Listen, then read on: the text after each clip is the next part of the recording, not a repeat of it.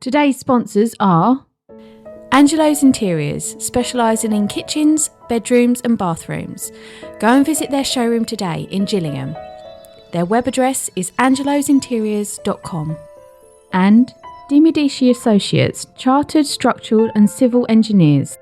Based in the UK with a worldwide reach. Visit their website on demediciassociates.com.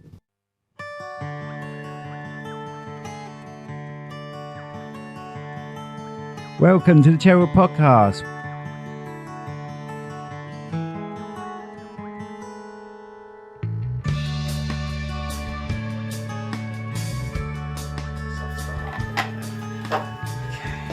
Where do I stand? In front of the camera. Right in front of it? Yeah. You can do whatever you want. Like this? Yeah, there you go. John Carlow of Rock Hard Nutrition and Personal Training. And action!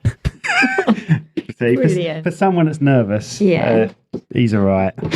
Right, okay, so we've got a couple of introductions. We've got John Carlow here from Rock Hard Nutrition and Personal Training, and he's a number of other things, fellow bass player. Have some of that for that. Well done, yeah, good start. Yeah, fellow bass player. Good start. Also a games master, which I want to talk about as well. Oh, sorry, excellent. mate, I'm adjusting. And I've got another stand-in. This is called Rach Backup Rach. Rach number 2. You all right, Rachel? Are you nervous? A little bit, yeah. It's the first podcast that I've done, but yeah, it's all right. It's just a chat. So, obviously, I'm Simon Burridge. My wife is Rachel Burridge. This is Rachel Kerridge. This is the nearest I could get. I don't know. I found her on the street. And I thought, oh, she'll do. She's near enough. So, Rachel Kerridge, lovely to have you. Thank you, We'll be talking Simon. we'll be talking to you a bit more because you're a teacher, aren't you? A personal teacher. That doesn't sound right. I'm a private tutor. A private tutor. A private tutor. I've gone all American as well. So, yeah, you're a private tutor. But we'll chat with you later on because we're going to have a separate podcast for you if you play your cards, right? Oh, hopefully, yeah. Right. But Rachel's here to help interview John. How you doing, mate? Getting there. Yeah. Got here eventually. Yeah. And sat nav let him down big time. Yes. But never mind. So tell us about yourself and about Rock Hard Nutrition. Oh, right. Oh, where to begin? Where shall I begin, Simon? My name's John Carlow. I was born in Pembury Hospital in 1979. I had a son that was born in Pembury Hospital. Was it in 1979? Don't give me questions like that. 2003. 2001. 2001. Bit later. Yeah, sorry. Yes, and so that means I'm one of those feral Gen Xers that they talk about on TikTok. And I'm a Gen X. yeah, You're not, are you? You're millennial, aren't you? I'm a millennial, yeah. one of those filthy millennials. 88? 88, yeah. 88. Oh. We're nearly there giving everyone our credit card details, aren't we? Yeah. But carry on. Right. So I have spent most of my life living in Tunbridge in Kent. I moved to Maidstone in 2017 with my partner Michaela, and we live kind of near the centre of the town. I am now a personal trainer. I became a personal trainer I think I started doing it professionally in 2016, and I got the qualification in 2016, and I started doing it full time in 2018. So I did it part time for a while I worked a full time job at the Environment Agency where I was for about 10 years. Forgot about the environmental agency bit. Yeah. Well, it's a long and twisted tale. So, I was at the Environment Agency for 10 years. Before that, I've done all sorts of things. So I'll get to the PT bit in a minute. But I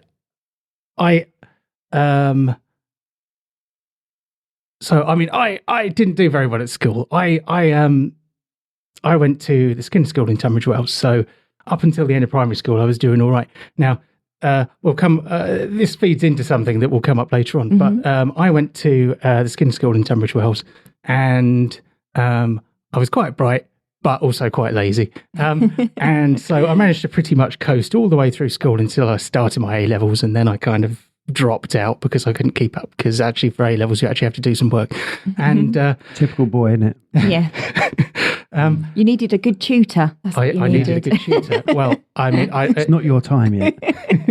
But I dropped out of skin school in the upper sixth, and then I thought, I need to have another go at this. So I went to West Kent College and failed my A-levels again due to extreme not studying. And I didn't really know why this was. I kind of wanted to be a good student, but wasn't. I kind of started my career of work. Then I did various temp jobs. Let me stop you there. Yeah, of course. How long do you reckon? Sorry, I've just remembered the sign. I'm so sorry, John. And I am interested in what you're saying. Oh, yeah. How long do you reckon before that falls off? I don't know. 23 minutes. That's what I think. Right, okay, starting from accurate. now, 23 minutes. Sorry, John. Carry on. Yes, I started doing various temp jobs, retail jobs, did a couple of office jobs. Eventually, I became a bar manager, which was an exciting time of my life. I spent about 5 years as bar manager. Where? In Tunbridge. I went in kind of on the shop floor just as a part-time barman. And, I used to live in Hadlow, so whereabouts in Tunbridge did you? Well, the first pub I worked in was the Station House, which is right by Tunbridge Station. And I worked there for a bit part-time, and then the owner of that pub owned several other pubs in the town. He doesn't own pubs anymore. He does something else now. But he also owned the Punch and Judy, which is behind the police station. Right. And he also owned the Ivy House at the top of the high street. I quite like Tunbridge. Yeah, I liked it. I just couldn't afford to live there. Right, fair enough, yeah. But yes, so I ended up working full-time in the Punch and Judy under the owner of this small bar group. And after not very long, I ended up going back to the Station House as the manager. So I think I was in the Punch and Judy for a while, learning how to keep the cellar and all that sort of thing. Then I became the manager of the Station House. I was there for about a year. Then I managed the Ivy House for about a year, and then I came back and managed the Station House. And at that time, I had keys to all three pubs, so I was kind of like the general manager. And the pay was terrible. Most of my money went back over the bar. And I'm surprised my liver didn't crawl up my throat and slap me. But it was, fun times. It's a familiar story for me, actually, because I think quite a lot of people end up working in a bar. They don't really know what to do, and then you get sucked into it. But I feel like it did actually give me a lot of transferable skills. It taught me so much about life and people, because you meet so many different people. Well, you met Rachel in a bar, didn't you? Yeah, you were working with Rachel, didn't you, in a bar? Yeah, a long time, way before my time. But it's it's good. It's good fun, but I think it's a young man's game, really. It's quite a short career path as well, because unless you're going to buy a pub of your own, once you've become a manager of someone else's bar, very unsociable hours as well. You've got to buy into the lifestyle, don't you? Yeah. Really? I mean, your social life's pretty much your job at the same time. Because, the people you work with, the people you serve, they become your buddies. And it's fun, but I couldn't do it again. Not now, but so I did that for a while, and then I had a big falling out with the manager. And just ended up walking out one day. No one really kind of gives notice or anything like that in the bar business. And I think like the night after I left, I don't think the doors ever opened again under that under that ownership. But after that, I kind of fell completely by accident into a job at the Environment Agency, because one of my regular bar flies in the Ivy House, who I got to be quite good friends with, he worked at the Environment Agency. He said, look, we've got this temp project going, you're wasting your life in here. And it took me a very long time to come around to the idea, and the fact that I'd actually left my job to kind of give it a go. But I kind of went there as a temp. I was a temp on a temporary project officer for like 9 months or something like that. And then towards the end of the year, because normally you don't stay as a temp. Then you didn't stay as a temp for more than a year, because if you stayed for a year, they'd have to give you kind of more employment rights or something. So they have to kind of unemploy you and re-employ you if they want to keep you. But there was a job. I applied for this job. This is normally like a job that you would normally have a degree for, but I had relevant experience because I've been a project officer for a year. And I got the job, and no one was more surprised than me. Goes like that sometimes, doesn't it? Yeah. And I was there for about just coming up for 11 years, I think. But one thing that happens a lot in government agencies, you have change projects. So all big companies are subject to kind of internal politics and all that sort of thing. So you have, whenever there's a new area manager come in, You have change projects. They want to kind of put their stamp on things and make things more efficient and move things around. So I survived my first change project, which was merging 2 regions, and then I survived a second change project, which was taking my function and making it into a national function. So I became part of a virtual national team, and I thought, I'm never going to survive another one of these. That's the spirit. Because it's nothing like a bit of confidence. One, it's incredibly stressful, and despite the fact that the management of government bodies like to be seen as good communicators and looking after their staff and that sort of thing, it really wasn't. All the emails were like, "We're committed to telling you everything," and then they wouldn't tell you anything. Yeah. So I was there. They're all the same. Yeah, they're all the same. And so I became part of this big group. Wasn't really very happy. And I thought to myself, if there's another change project, I'm never going to survive. What would I do if I could do anything I wanted to do?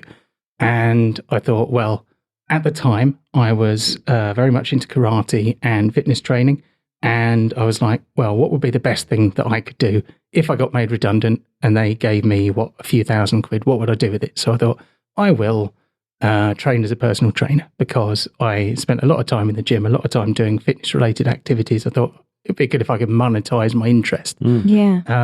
And I had the idea at the time that maybe there was a bit of a niche that I could fit into, because I am very much into rock and metal and bands and festivals and all that sort of thing. And I thought, who has a more unhealthy lifestyle than a rock band, So maybe I can become a personal trainer and specialize in touring with bands. Yeah.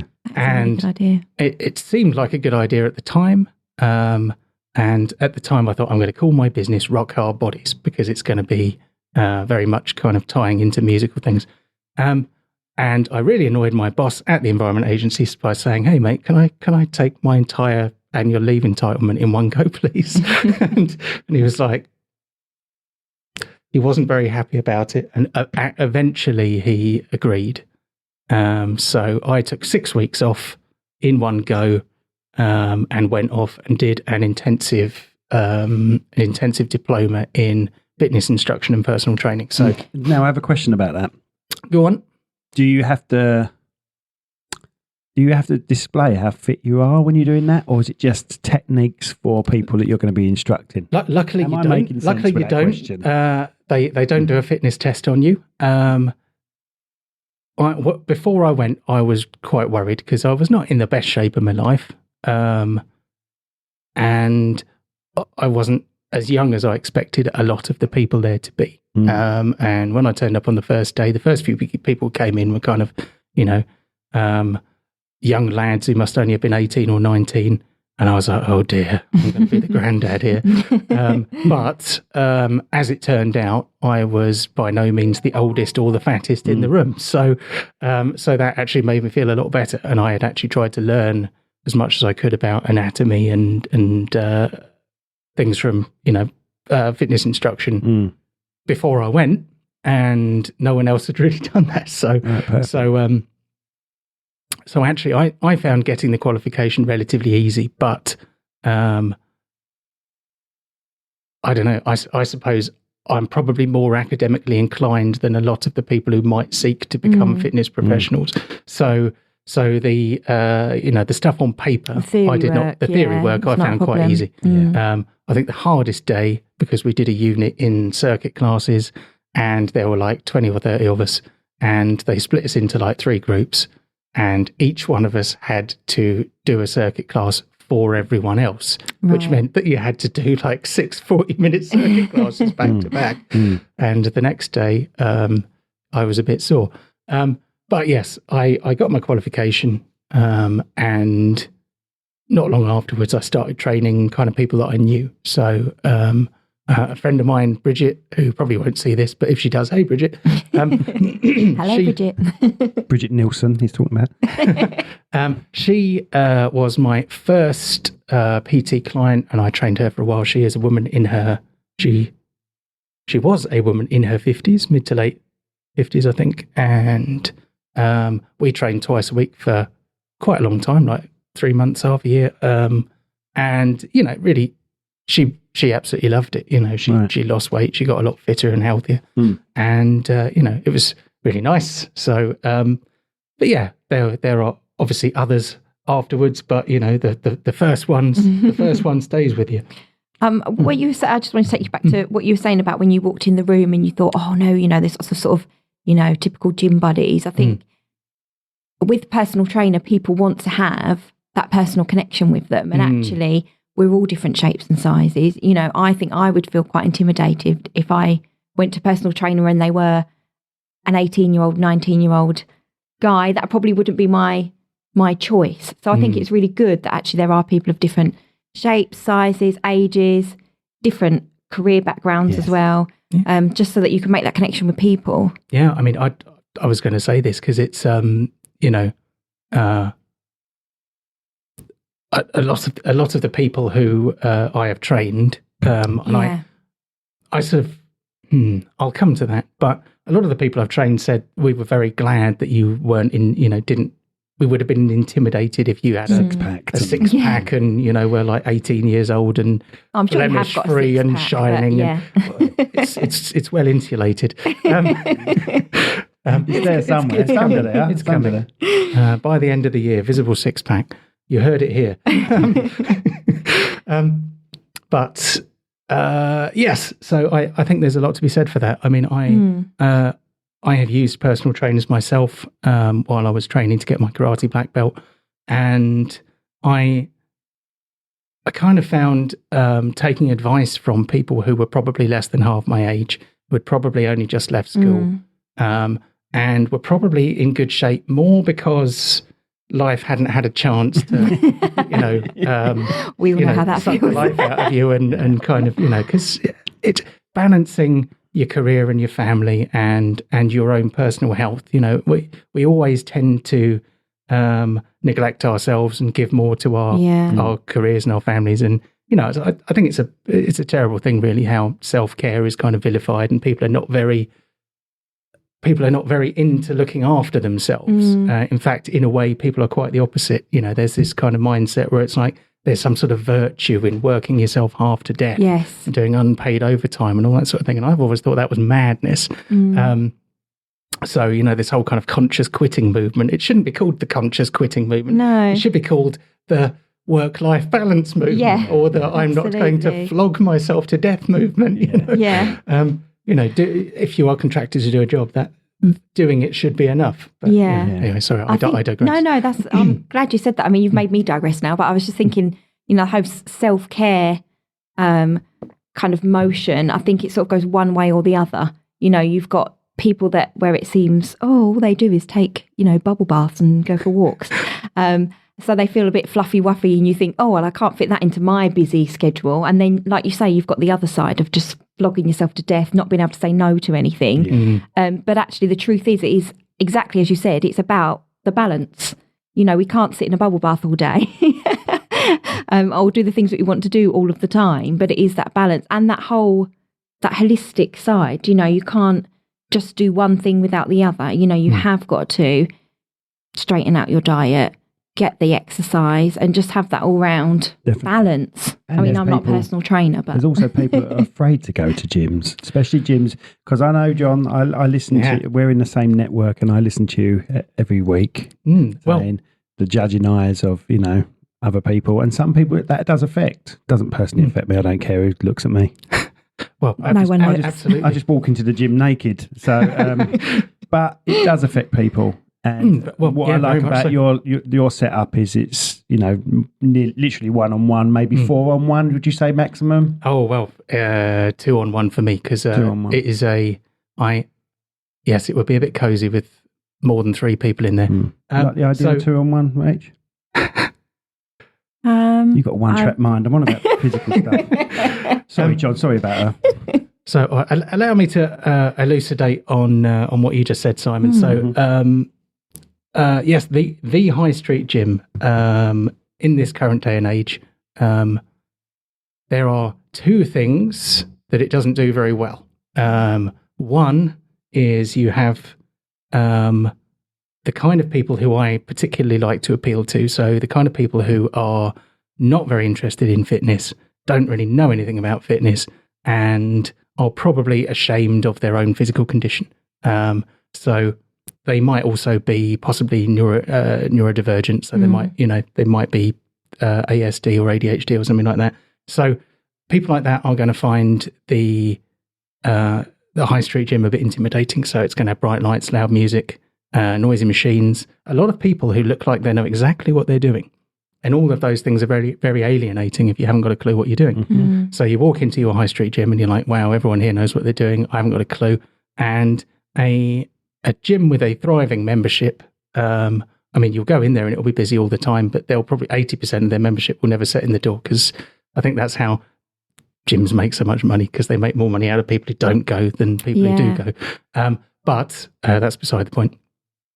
But yes, the people, the fitness instructors there, they might spend half an hour, 45 minutes with you to give you a basic program to start off with, and then leave you to get on with it.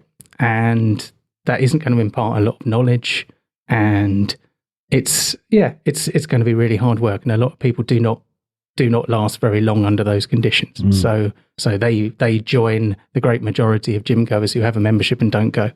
And people like that really need some help. The other kind of high street gym, that's a high street gym with employed fitness instructors. So that's the best kind. The worst kind, and I probably shouldn't name any names, but the budget high street gyms are staffed by self-employed personal trainers who pay floor rent by doing inductions. Those people don't make any money at all unless they can sell PT. So in some gyms, they're sailing about like sharks, looking for people to try and sell PT to. I didn't know that. I never knew that. No. I never knew that. Some of those are obviously very good trainers, but they have to make some money, and so they have to sell PT. I think that model is unethical, because it means that you've got people running the gym for free. So, the first job interview I went to work in a gym, they said, we're going to pay you minimum wage for the first 6 months. And I was like, oh, what will the pay be after that? There won't be any. You'll pay us. And I was just like, are you joking? This is ridiculous. Yeah. So at that point, I just thought, well, I don't think I'm ever going to work in a high street gym. Now, I belong to a large high street gym. We just passed it when I was getting it. And to be honest, I'm quite happy with the gym there. Like I say, I don't have any nerves of going into a gym. And there's a lot of, I don't want to mention their name because I don't want to drop them in it, but there's a lot of PT people in there. And I feel that they must be getting a wage because they're not doing the shark thing. Well, so I'm not 100% sure if that gym is doing that, but I'll tell you about the gym after this podcast, and you can tell me if you know if it's the one that we're thinking. Well, there's at least a couple of budget gyms that they don't employ any. They employ a manager, but they don't employ any floor staff at all. They're all self-employed. So I don't particularly like either of those things. I used to go to a gym that I really loved in Tunbridge. It is now a budget gym because it was went into administration and was bought by one of these budget gyms, which shall remain nameless.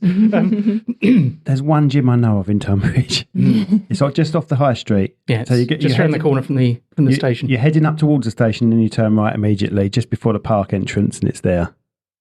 Yeah, if you're coming from the other end of town, I know the one. Yeah. But I went in there for years. I absolutely loved that gym, and that was when it was a proper staffed gym. And I used to go to the classes there, and I used to go in there like 4 or 5 times a week, and it was it was really nice. Really enjoyed it. It was the first modern looking gym I've ever experienced, I think. Yeah, walking past it. I never went in it. Walked past it. But it was really nice. And now someone who knows what they're doing in a gym can gyms like that are going to work very well for people who've got the knowledge. The beginners, that's the problem. The beginners they're probably not going to do very well in a place like that. I feel like I've got so many questions. I definitely want to go back to the karate thing at some point. Oh, but while you're talking about the gym, we barely touched the surface with this bloke. We might have to have him in twice. While we're talking about the gym, so you were just describing there how yours is different in some ways to the high street gym, or probably in many ways. But you were saying there about how many people you come in, how many people you get in at a time, and you say like two people will come and see you at one time or one-on-one. What else makes your gym different? Is the environment different? Well, I work from home. Okay. And my private studio is in my loft conversion. Excuse me, I'm just going to clear my throat. Not into the mic. Well done. Everyone does it in the mic usually. But yes, so my loft conversion is a PT studio. Okay. I have got free weights and various bits of equipment in there. I don't have cardio machines or anything like that, but it is just about the right size for one-to-one or couples PT. So I have had couples come, especially if they were kind of in the run-up to their wedding or something. Oh, yeah, of course. I've also,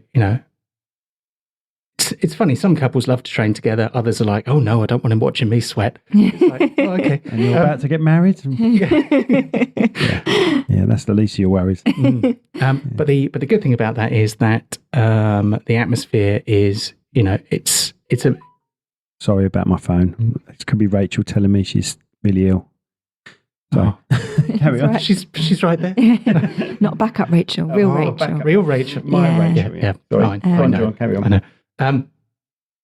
Come on, brain. Where were we? So the nice thing about that is that we can control the sound, the light level, everything. So I've got a dimmer switch in there. Yeah. Or we can play whatever music you like, as long as it's not gospel. I joke, I have played gospel in there for one person who came in and wanted gospel. I had to grit my teeth a little bit because I kind of prefer a bit of rock and metal, but you went with the client and what they wanted, yeah. But because it's that kind of less intimidating environment, you can take your time with people and help to introduce them to fitness a bit more gently, and try to educate as well as, it's not just about beasting people and making them throw heavy weights around. It's kind of about, making sure that you understand what you're trying to achieve, why you're doing what you're doing, how it works, what people need to do outside of sessions to get their best possible results. Because, when it comes to training, it's kind of like 80-20, 20% of it is fitness training, 80% of it is nutrition. So it takes a long time for people to get that, I think. I think a lot of people are like, I'm going to drink beer and eat pizza, but I'll train a lot. Yeah. It's like, the math doesn't add up. We'll book our PT session, that's it, we're done for the week. Yeah. But it's good in that, you can kind of try to educate people a bit. I like the idea that people, you don't have to be my client forever if you don't want to be. If you come to me for 3 or 4 months, I can tell you what you need to be doing, and you can take that knowledge elsewhere if you want to. And but the nice thing is that if people are comfortable and they're happy, then they stay. And it's lovely to have some long-term clients, because you can really watch their goals progress over years instead of over just a few months. I think the benefit of having a personal trainer is you've got someone that is going to be looking at your progress. Yeah, it's like being held to account, isn't it? Yeah, you're held accountable for your progress. And that's why I've got you in, John. Because I'm 50 this year, and yes, I go to the gym and stuff, but I'm all over the place with my nutrition. I go carb-free, which is very successful, but it's not something you can maintain, really, not and have a fun life. Brave man. And it works for me. Carb-free does work for me, but the more I go back to carb-free, the worse I get at it, I've got no one to look at me and say, well, I've got no one, like you say, no one to be accountable for. that wrong way round, but you know what I mean. Having an accountability partner for your goals makes an enormous difference. Yeah. It makes it easier to get some motivation, gives you something to bounce ideas Exactly. off. I mean, I've done low carb and had it work for me, but it usually only works the first time. Right, that's where I'm going wrong. There's no physiological reason for that. It's purely psychological. Yeah. It's the same with any fad diet.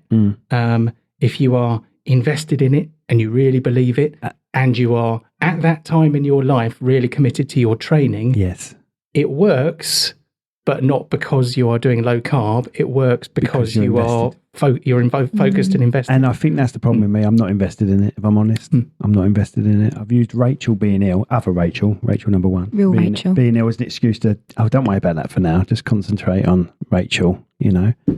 So yeah, I need your help till August. Absolutely. And we can monitor it and we can get you back or something before August. Well, that'd be great. Well, I mean, if you can come for a weigh-in or something, I can get you on my biometric scales.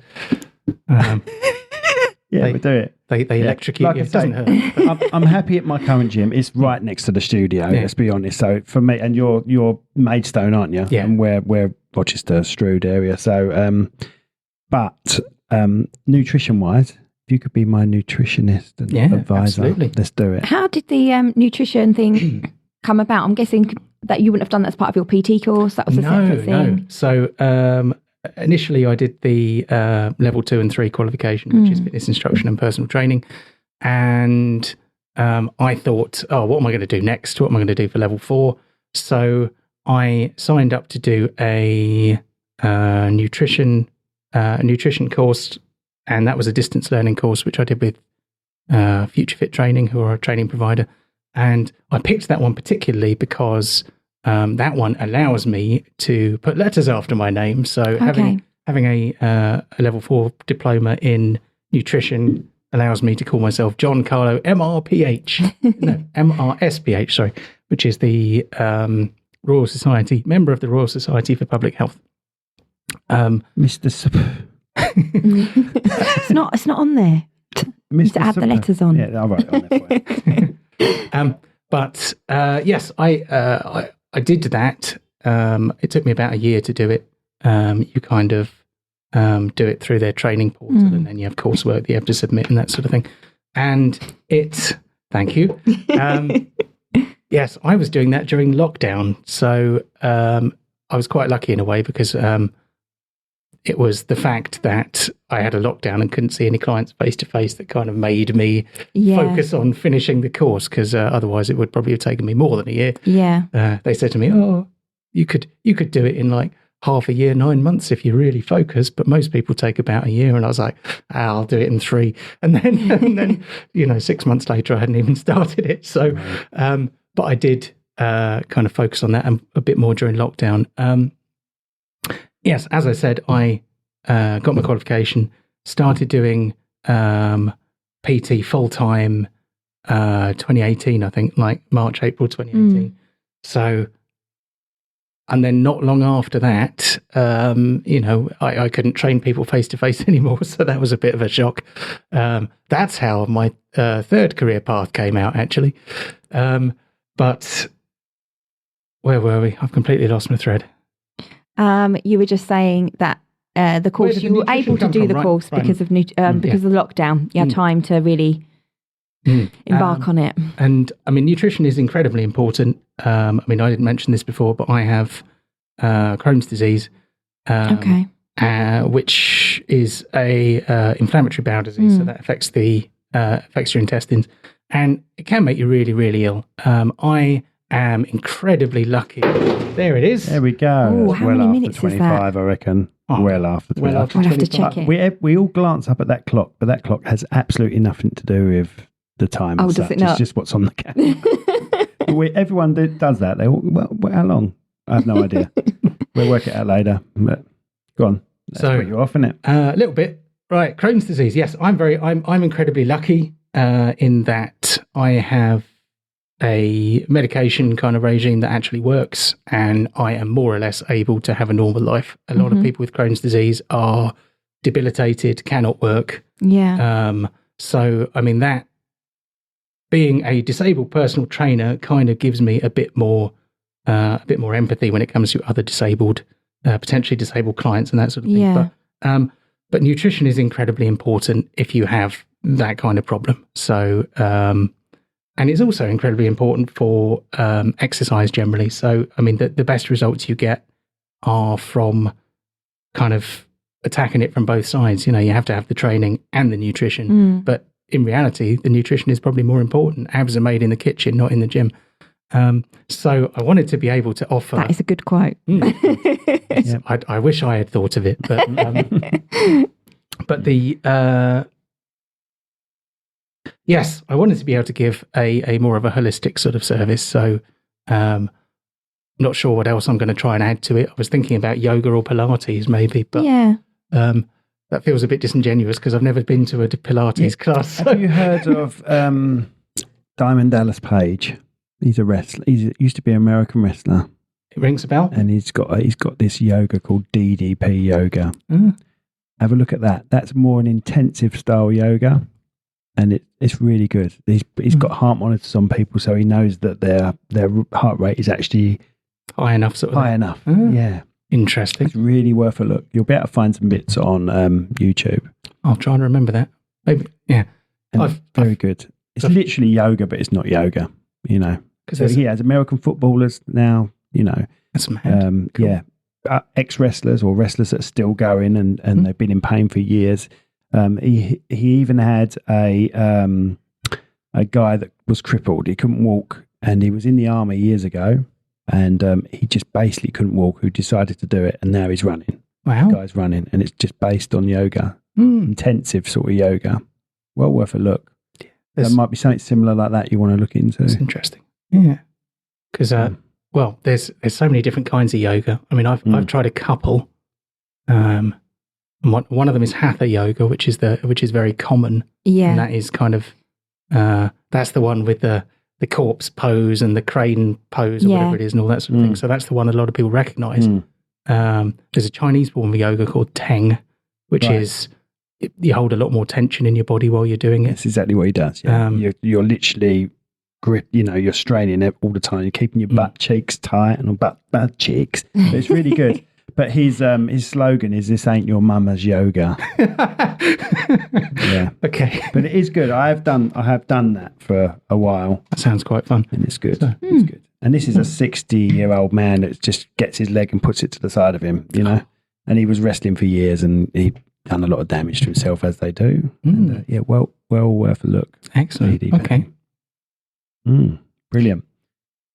I was just going to ask about the karate now, if that's all right. Okay. So do you still do karate? Do you teach karate, or is that something that you do for yourself? If you like? Yes, to all the above. Karate. I think karate saved my life. I think the reason I am sitting here talking to you is because I have karate in my life. I started doing karate probably in my early 20s-ish. My first martial arts class was actually, I went with a friend of mine who was a guitarist of a band I was in. That was Tang Soo Dao, which is a Korean form of karate. Okay. And it is basically karate just with slight regional variations. I went to a few classes of that. I got a yellow belt, and then I got a yellow belt with an orange tag. It all seemed very commercialized. It's what people into more traditional karate tend to call a muk dojo. Right. And so, everything's expensive. Everything has branding on it. Everything's premium. Well, everything's expensive, but at the same time, everything's cheap. Do you know what I mean? Yeah. They're just trying to, I think sometimes when they're trying to get things to the masses, unfortunately, that tends to happen, doesn't it? And it was, it was a big organisation. I imagine it's probably still going. I won't name them either. I don't know if they're particularly litigious, but they are, I would describe them as a muk dojo. And I met my sensei, Sensei Rob. Hey, Sensei Rob, if you happen to see this. And he started. We met him in the pub, I think, and he used to work as a fitness instructor and personal trainer in my favourite gym, the only gym I really went to in Tunbridge. And we got talking to him, me and other friends of mine got talking to him in the gym, and he eventually said to us, "Oh yeah, I'm a black belt in karate." So, really? Is black belt the top? No. No. Not quite. Well, But there's more to it. He can't quite catch a fly with chopsticks. Okay. So Rob told us that he had got his black belt in 1979. All right. And he'd got it when he was a kid, basically, and he had carried on doing karate for years. So he went to university in America, in what's the Mormon state? I can't remember. Ohio? Might have been. Or was it? I can't remember exactly, but he said it was a dry state, which helped him with his studies. Okay. But he carried on doing karate in America, and he's got tons of awards. He's actually a very very accomplished martial artist. But he'd only ever got a black belt. I don't think he'd done a great deal of teaching. But eventually he was persuaded to teach us some karate. So I was the only one out of our group of friends that ended up kind of in this club that had done any martial arts before, I think, or one of a very few. To start with, I think I was the only one. Yeah. Anyway, I'm going around in circles. But yes, he taught us some karate. So it was Saturday or Sunday morning. We used to turn up with terrible hangovers and and do karate. And over the course of many years, people came and went, but I stayed. So slight segue. I think that once you hit probably about the age of 18, maybe a bit older, but you start life with structure, metrics of achievement. When you go to school, they grade you, they give you work to do. Yeah. They support you. You go through this kind of academic career. Whether you go to university or not, you've got this. There you go. That's what happens. Suddenly, you're out in the world, and all of that structure disappears, and there is not very much to celebrate, really. So someone like me, who I didn't realise at the time how much I needed that structure. You need a Scooby snack every now and then. But out in the world, I think I was kind of floundering, couldn't find a job I really wanted to do, drank far too much, and I just didn't. It was like, go to work, hate job, take home money, go to pub, repeat. Money. and then karate actually gave me a bit of discipline, gave me an interest in fitness. It gave me goals to achieve. So, I absolutely loved it. I'm not a natural at karate. In fact, if you took all our belts away and made a load of black belts do karate in a room, people would say, "Oh, he must be a green belt," because I'm not a talented martial artist. I'm just a martial artist who didn't stop. And that's what all black belts are, really. You're third Dan now, aren't you? I'm a third Dan, yeah. Can you explain the Dans to me? Is it just because you've run out of colours? Well... Can you be like a green belt third Dan? You can't, can you? It's black belt and then it goes into Dans afterwards, doesn't it? That's right. I mean, my karate style, I can't speak for all of them, but they all follow a similar progression. You start with what are called Q grades, and usually you come in as white. So you have white, yellow, orange, green, blue, purple. Some styles don't have purple. Right, okay. And then you have a number of brown belts. Some styles have 2, ours has 3. So you go through 3 gradings as a brown belt. Sometimes you get a stripe on your belt or something, but, that's kind of stuff's not necessary. But if you're in a McDojo, they charge you 30 quid for a brown belt with an extra stripe on it. But that's the difference there. I think I wore the same belt. Sorry, I just realised the McDojo Have you only just got that? Like McDonald's style? Because I thought it was some, Japanese word or something. No, franchisee sort like of. mock dojo. I got it now. Well done. Very Can you proud cut of that bit out? Dave. No, that bit is not being cut out. That's Sorry, carry on. How long was it? He said that a good half hour ago, Jojo. I've got it now. Well done. You're fitting in for Rach perfectly. White, yellow, orange, green, blue, purple, brown, black. So black, first Dan. Black in... He's not talking about previous relationships for people that have just... but yeah, first Dan. Now, black represents perfection in Japanese culture. So some schools will only ever give you a dark blue belt. For example, the first style I ever studied, which was Tang Soo Dao, their black belts don't wear black belts. They wear dark blue belts because their philosophy is that perfection is not achievable within a human lifetime. I quite like that. But black belt is supposed to represent perfection, and you go from black belt, first Dan, and then you still wear a black belt, but then you become second Dan, third Dan. Okay. And how many Dans do you get to? Is there a limit? Or? If you ever hear of a Dan higher than 10, it's probably a McDojo or some kind of weird ego project for a failed martial artist. Right. But yeah, 10th Dan is the top, but the 10th Dan is only ever held by either the founder of a style or the style's highest ranked living practitioner. Right. Wow. And you can grade people up to one grade below yourself, I think. So there's a lot of 8th Dans in the world, not very many 9th Dans in the world, and not very many 10th Dans in the world. A humble 8th Dan, if he thinks he might be the last surviving practitioner of a style, or the highest surviving practitioner of a style, he probably won't ever say, no, now I'm the 10th Dan, I'm the daddy. Right.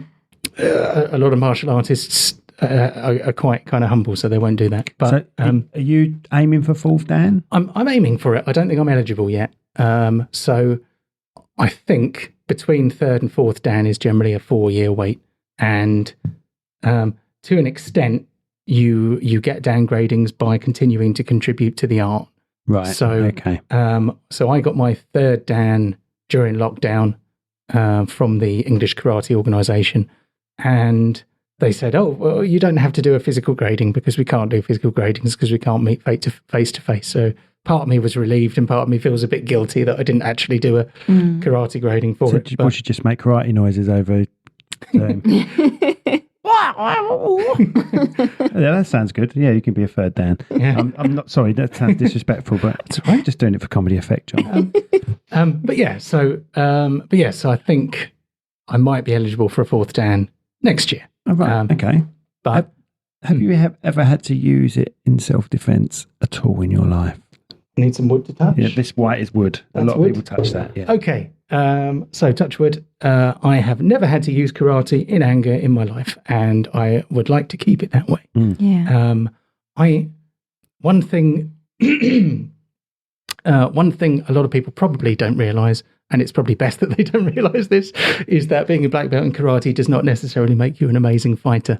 I think learning self-defense techniques, you kind of it makes you fitter and stronger and more physically confident. Yeah. But it doesn't necessarily mean that if Kimbo Slice walks up behind you, you're going to be in trouble whether you're a 3rd Dan in karate or you've never thrown a punch in your life. You're a black belt in discipline, is what you are.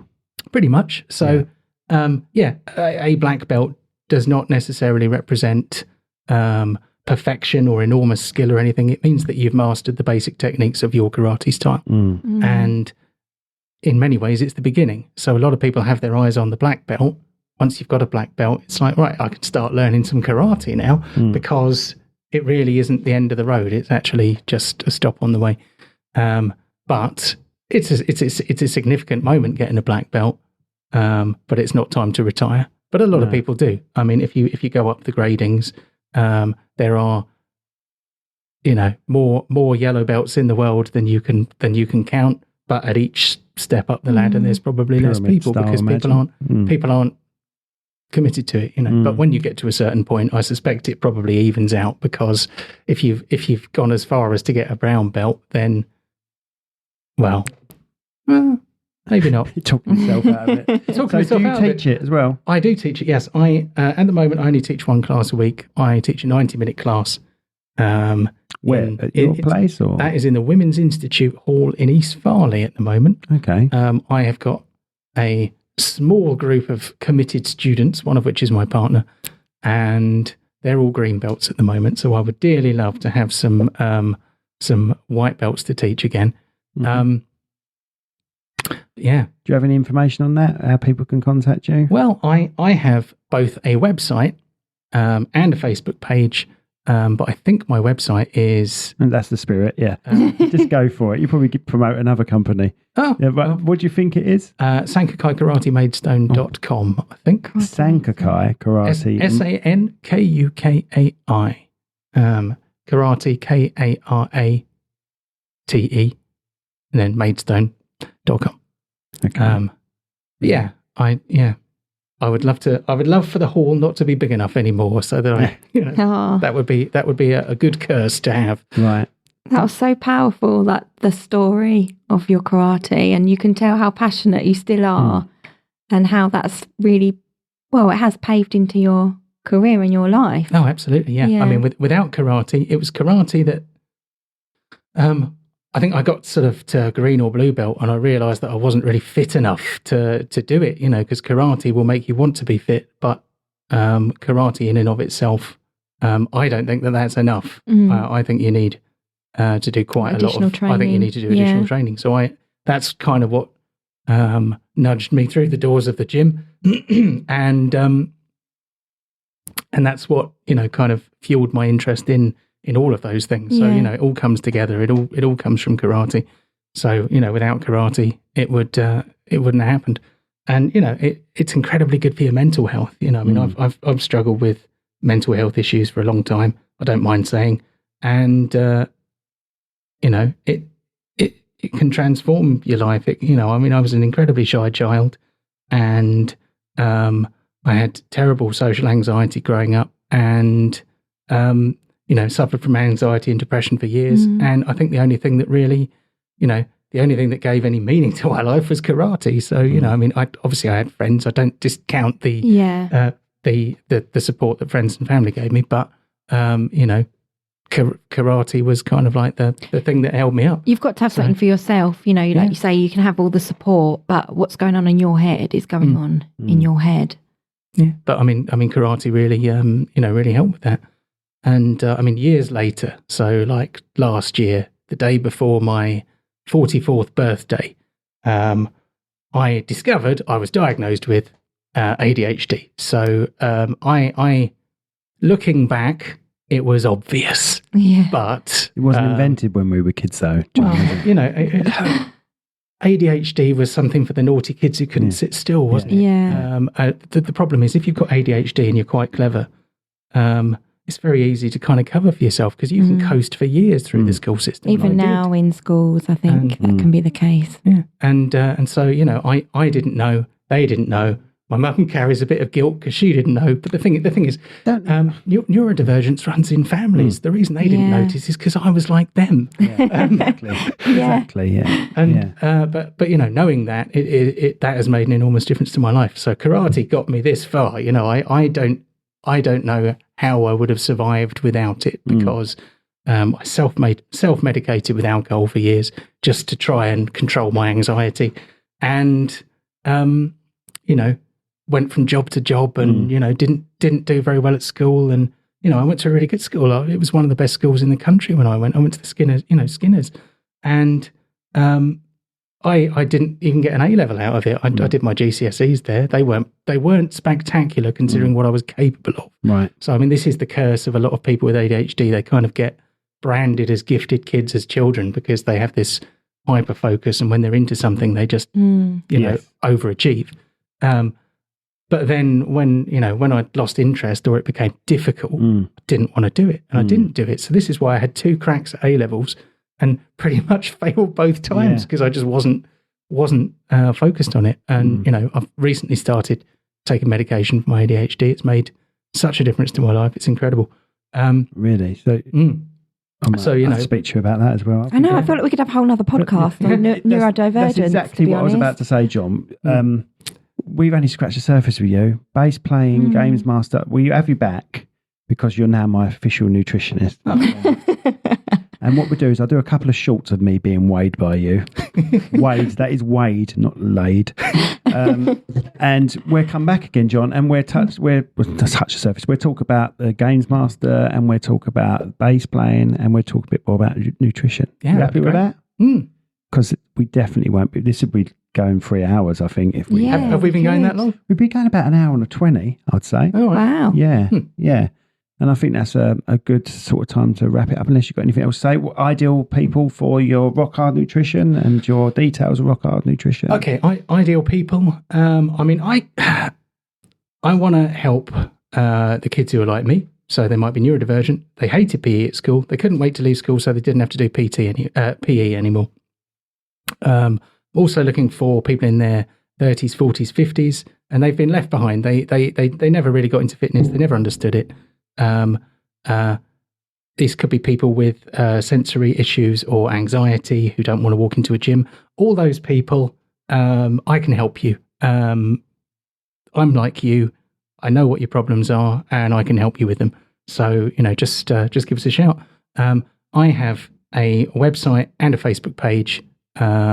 My website is rockhardnutritionandpt.com. All one word. And I would absolutely love to hear from you. You know, you don't have to call me. I don't like talking on the phone much either, to be fair. If you want, you can send me an email. You can send me a WhatsApp. All the details are on the website. We can have a chat. There's no massive pressure. I don't do high pressure sales tactics. I'm not going to get you in my office and start twisting your arm and saying you've got to, you know, sign away your firstborn or anything like that. You know, I do subscriptions, but that's because it's a good way to manage long-term goals. But it's probably not as expensive as you think it is either. I work from home, so I don't have the overheads that gyms do. So, you know, I'm probably going to be cheaper than most other personal trainers. So, you know, give me a call. I can help you. You won't be lifting rusty kettlebells in the rain. Yeah. This is what I hear this every week. A lot of people now. This is because of a common misunderstanding. So people have a lot of people have a mental image of a personal trainer being the Rocky's manager. Outdoors, blowing a whistle, shouting, chasing chickens, making people do push-ups in muddy fields and things like that. And that's boot camp. That's not necessarily PT. So some PTs do boot camp, but that is not the be-all and end-all of PT. I don't like outdoor training either. We can train in a nice, warm, comfortable private studio where no one will see you sweating but me, but I don't care. So, you know, it's all good. You'll be, you know, you'll be fine. You'll be comfortable. Well looked after, I think. You'll be well looked after. So you can bring a friend with you if you want. You can bring a chaperone. It's all good. The only limitation is how much room there is in the physical room. So, you know, if that sounds like your kind of thing, then I'd love to hear from you. Perfect. What I love, and he should be a voiceover guy as well, shouldn't he? He's got that voice, isn't it? I could listen. I mean, you do everything else. So yeah, you should definitely do the sound. I could honestly listen to you. I was going to say all night, but that sounds a bit weird. But I could listen to you all day long, John. You've got that voice. That's yeah, reassuring. Yeah. Good reassuring voice. Thank you very much. Oh well, thank you. I hope you enjoyed the podcast. Oh, I did. And you felt more comfortable than you was anticipating. Oh, I was so nervous. Was you? Yeah. It's easy, isn't it? It's all right once you get going. And you have to come back. I would love to. That would be awesome. And we'll do some little short videos of my progress, and you'll be in that, and a little bit of publicity for you as well. So that's good, it's got to be done. Okay, if you want to advertise on the Cherrywood podcast, what did I have to do? I know you wouldn't know. So just contact us on cherrywoodpro.com/podcast, and all the information's on there. Got any questions? If you want to be on the show, or come to the same web address that I just said, which I can no longer remember, even though I've just said it. Or any other backup Rachels. Any that can get closer to Rachel Burridge than Rachel Kerridge, I think. That's not should contact you. Unless I marry another Rachel, which is possible. Okay. Thank you very much. Cheers, mate. Cheers.